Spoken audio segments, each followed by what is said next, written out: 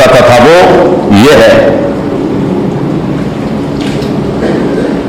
جگہ جگہ آپ لوگوں نے بھی لکھا ہوا بھی دیکھا ہوگا اور سنا ہوا بھی دیکھا ہوگا, جنت حسین دی کعبہ علی دا, جنت حسین دی تے کعبہ علی دا. اب کعبہ علی دا اس کی تشریح کیا ہے؟ تشریح وہ یہ کرتے ہیں کہ بھی سیدنا علی المرتضی رضی اللہ تعالی عنہ وہ قبلہ اور یعنی بیت اللہ شریف کے اندر پیدا ہوئے ہیں. ان کی ولادت بیت اللہ کے اندر ہوئی ہے. شاید آپ لوگوں نے سنا ہو, ویسے تو ماشاءاللہ ہم سنی ہے نا, کہ سنی کہتے ہیں اس کو جو سن ہو. سنی کا معنی یہ ہے اور چھڈو جی مول صاحب تھی کن چکریں پہ گئے, یہ کوئی کرنے والی گل ہے. اب جب وہ کہتے ہیں کہ جی دیکھیں سیدنا علی المرتضی کعبۃ اللہ میں پیدا ہوئے ہیں, اس سے بڑی فضیلت اور کیا ہو سکتی ہے.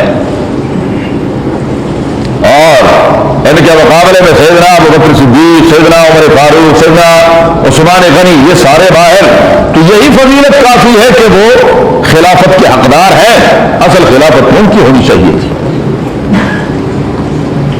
ایک تو صرف تھوڑا سا اگر اللہ نے عقل اور سمجھ دی ہے تو وہ بندہ سوچ لے کہ سیدنا علی المرتضی ہوں یا کوئی بھی ہو, کیا یہ ممکن ہے کہ وضع حمل کا وقت ہو, بچے کی ولادت کا ٹائم ہو, تو عبادت خانے کے اندر جائیں؟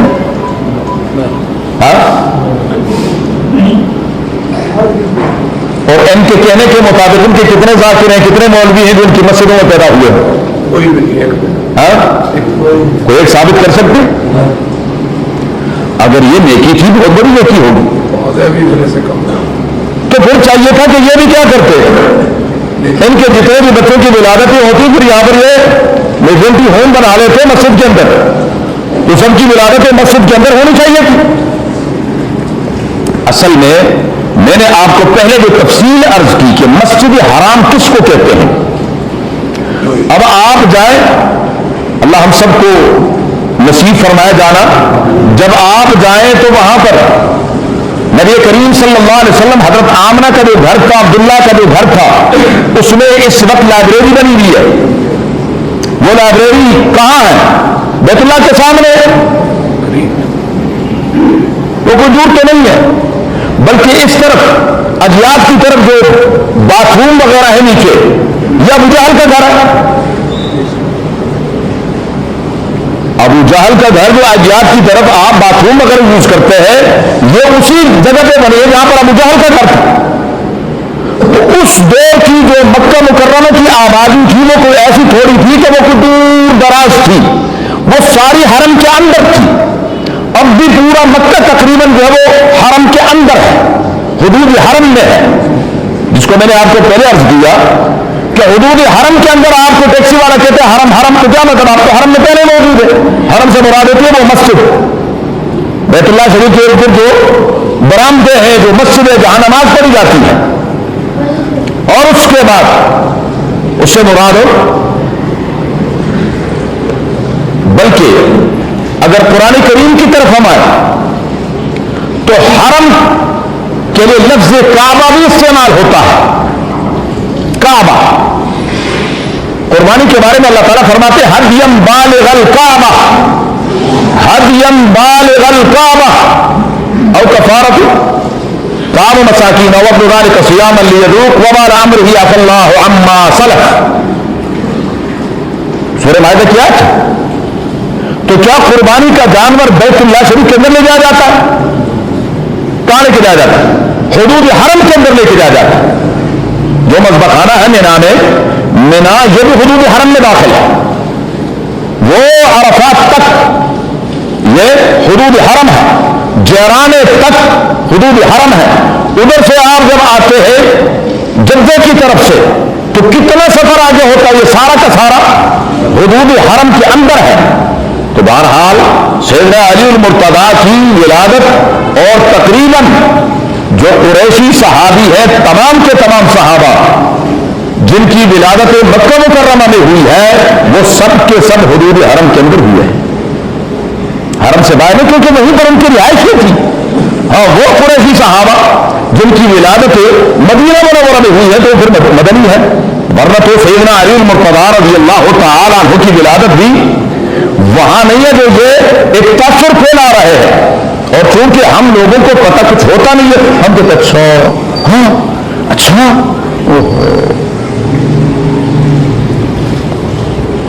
ایک بل پاس ہوا ہے اسمبلی سے، ایک بل کہ صحابہ کی شان میں گستاخی کفر ہے اور قابل سزا جرم ہے، اور سب کے پیٹ میں مروڑ ہے، دیکھیں یہ کیا بات؟ اور جب ہم کہتے ہیں کہ ابھی صحابہ جو ڈھونڈ ہے صحابہ کی شان میں کوئی گستاخی کر سکتا ہے، ہم تو جی صحابہ کی شان میں آپ بھی جب بات کرتے ہیں تو وہ کہتے ہیں نہیں یہ موضوع کے بعد بنائی ہوئی بات ہے جی، ہم صحابہ کی شان میں گستاخی تو سوچ بھی نہیں سکتے، ہم جو صحابہ کی شان میں گستاخی کریں گے، اور حقیقت کچھ اور ہوتی ہے۔ حقیقت سننے آج بات آ گئی ہے، اللہ کرے سمجھ بھی آ جائے۔ حقیقت یہ ایسی ہے جیسے قادیانی کہتے ہیں کہ ہمارا تجھے ختم نبوت پر ایمان ہے۔ آپ دنیا کے کسی بھی قادیانی سے پوچھیں کہ آپ ختم نبوت کو مانتے ہو کہ ہاں ہاں، فوراً وہ شیزان کی دکانوں کے سامنے، شیزان کی بیکریوں کے سامنے انہوں نے باقاعدہ آیت اور حدیث دونوں لکھی ہوتی، ما کان محمد ابا احد من رجالکم ولکن رسول اللہ وخاتم النبیین، یہ آیت بھی لکھی ہوتی ہے، نیچے حدیث بھی لکھی ہوتی ہے انا خاتم النبیین لا نبی بعدی۔ تو کیا کہیں گے؟ وہاں سب علماء پوری امت متفق ہے کہ یہ اس کا معنی کچھ اور لیتے ہیں، اس کا معنی وہ نہیں جو پوری امت لیتی ہے، اس کا معنی وہ کہتے ہیں کہ حضور صلی اللہ علیہ وسلم وہ مہر لگا لگا کر نبی بناتے ہیں، اور وہ کہتے ہیں جو خاتم النبیین ہمارا ختم نبوت پر ایمان ہے، تو ختم نبوت پر ایمان کا مطلب وہ یہ بیان کرتے ہیں کہ نعوذ باللہ کانا دجال آخری نبی ہے، اس کے بعد کوئی نبی نہیں ہے۔ ایسے ہی دجل اور فریب، دھوکہ اور منافقت یہ لوگ کرتے ہیں جو کہتے ہیں ہم صحابہ کو مانتے ہیں، کہتے صرف 5 صحابہ کو مانتے ہیں۔ یہ ابو بکر صدیق کو نہیں مانتے، یہ عمر فاروق کو نہیں مانتے، یہ ازواج مطہرات کو خدا کی قسم نہیں مانتے، یہ نبی کی 3 بیٹیوں کا انکار کرتے ہیں، ان کو نہیں مانتے۔ جی جی وہ کہتے ہیں صرف نبی کی ایک ہی بیٹی سیدہ فاطمہ الزہرا رضی اللہ تعالیٰ۔ تو وہ جو کہتے ہیں کہ ہم صحابہ کی، وہ ان سے مراد، ان سے آپ کہیں کہ جی آپ یہ کہیں کہ ابو بکر صدیق کی شان میں گستاخی کفر ہے، حضرت عمر کی شان میں گستاخی کفر ہے، اما عائشہ کی شان میں گستاخی کفر ہے، ابو سفیان رضی اللہ تعالیٰ عنہ کی شان میں گستاخی کفر ہے، سیدنا معاویہ رضی اللہ تعالیٰ عنہ کی شان میں گستاخی کفر ہے، اور پیغمبر کی اگر بیٹیوں کا انکار، نسب کا انکار یہ کفر ہے، تو یہاں پر آ کے ان کے پاؤں ہاتھ پاؤں کھل جاتے ہیں۔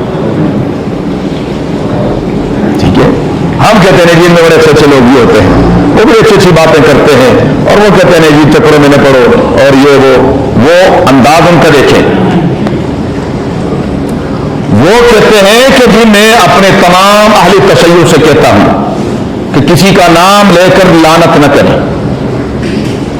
بات کتنی اچھی ہے، خوبصورت ہے کہ نہیں ہے کہ کسی کا نام لے کر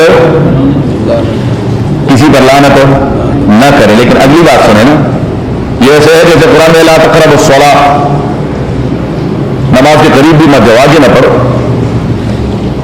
کیوں نہ جاؤ، وانتم سکارا، آگے بھی تو پڑھو نا۔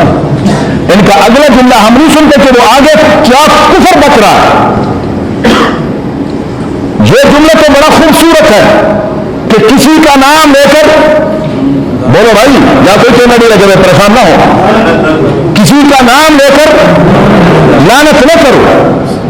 اگلا جملہ کیا ہے اس کا بدبخت کا؟ وہ کہتا ہے عبادت کو محدود مت کرو، عبادت کو محدود مت کرو، عبادت کو عام کرو۔ عبادت کو یعنی نعوذ باللہ لعنت بھیجنا کیا ہے ان کے ہاں؟ عبادت ہے. کسی ایک پر نہ کرے، سب پر کرے. گرامی، بات بڑی حسین اور بہت ساری باتیں ہیں، لیکن اتنا طے ہے کہ ہم اگر اس گھرانے پہ درود و سلام بھیجتے ہیں تو یہ درود و سلام ہمیں حکم ہے کہ ہم بھیجیں، اور اگر ہم کسی پر لعنت بھیجتے ہیں تو یہ ہمیں حکم ہے کہ ہم لعنت بھیجیں. یہ جوان مجھے نظر آ رہا ہے کہ پڑھے لکھے جوان ہیں.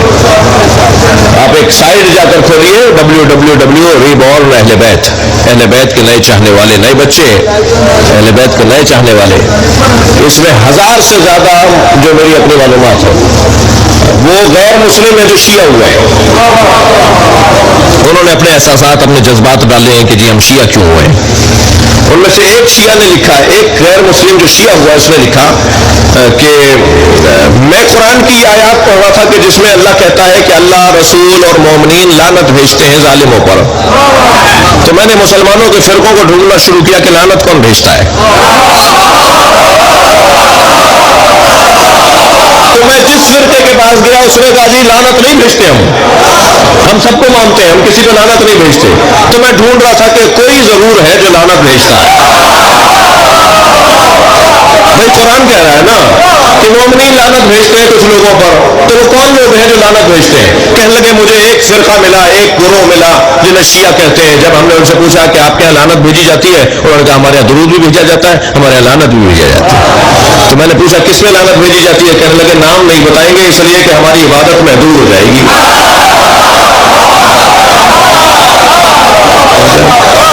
جس نے بھی ظلم کیا ہے، جس نے بھی زیادتی کی ہے، جو بھی ظالم ہے اس پہ اللہ کی لعنت ہے. عزیزان گرامی، بہت سارے لوگوں کو یہ بات ہضم نہیں ہوتی. قرآن کہہ رہا ہے لعنت بھیجنے والے کچھ لوگ ہیں، کچھ مومنین ہیں جو لعنت بھیجتے ہیں. بھیجیے نا، مومن بنیے. توجہ ہے. میں حرم جا رہا تھا، حرم سے اپنے ہوٹل جا رہا تھا، میں نے ابھی بیان کیا تو 2 مصری برابر سے گزرے، کہنے لگے یہ شیعہ، یہ ایرانی شیعہ ہے. تو میں کیونکہ اسی ملیے میں تھا تو جذبہ حب الوطنی پھڑکنے لگا. میں نے کہا بھائی میں ایرانی تو ہوں نہیں. تو میں نے ان کو مڑ کے دیکھا، میں نے کہا جی میں پاکستانی ہوں. کہنے لگے پاکستان میں شیعہ رہتے ہیں؟ میں نے کہا پاکستان کے بینکوں کا ریکارڈ اٹھا کے دیکھو گے تو اکثریت میں شیعہ رہتے ہیں. وجہ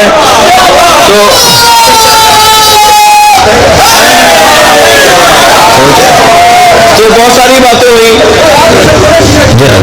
باتیں ہوئی، ان سے رستے میں. اس میں سے ایک بات انہوں نے کی، میں یہ بات کر کے آپ سے اجازت چاہوں گا. انہوں نے ان میں سے بہت ساری باتوں میں ایک بات یہ کی کہ جی آپ درود و سلام جو پڑھتے ہیں یہ شرک ہے، یہ کفر ہے، مر گئے، رحلت کر گئے، دنیا سے چلے گئے، ان پر جو زندگی میں سلام بھیجنا ٹھیک تھا، مرنے کے بعد ان پر سلام بھیجنے کی کوئی ضرورت نہیں ہے، پہنچتا ہی نہیں ہے، فضول کام ہے، معاذ اللہ. یہ ساری باتیں اس نے مجھ سے کی. میں نے کہا جی اسے کیسے سمجھاؤں کہ پہنچتا ہے، مگر وہ مان ہی نہیں رہا تھا. تو میں نے کہا اچھا اتنا بتائیے آپ کے دادا زندہ ہیں؟ کہنے لگے نہیں، ان کا انتقال ہو گیا. میں نے کہا آپ کے دادا پہ اللہ کی لعنت ہو.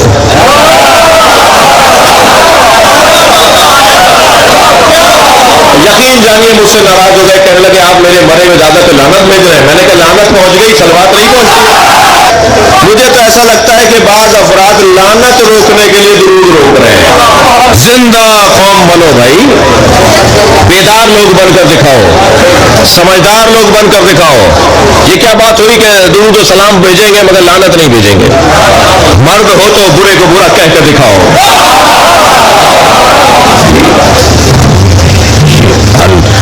الاسلام الا الحب والبغض، حل الدین الا الحب والبغض. دین کا خلاصہ ہی بغض اور حب ہے. ہو نہیں سکتا کوئی دیندار ہو اور وہ محبت نہ کرتا ہو اور نفرت نہ کرتا ہو.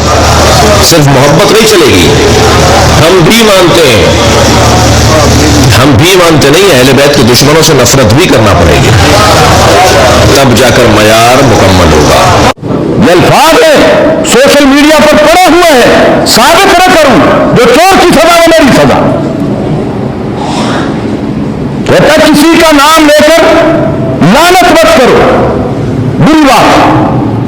اور اگلے جملہ کیا کہتا ہے؟ عبادت کو محدود مت کرو، عبادت کو عام کرو. نعوذ باللہ من ذالک. اس لیے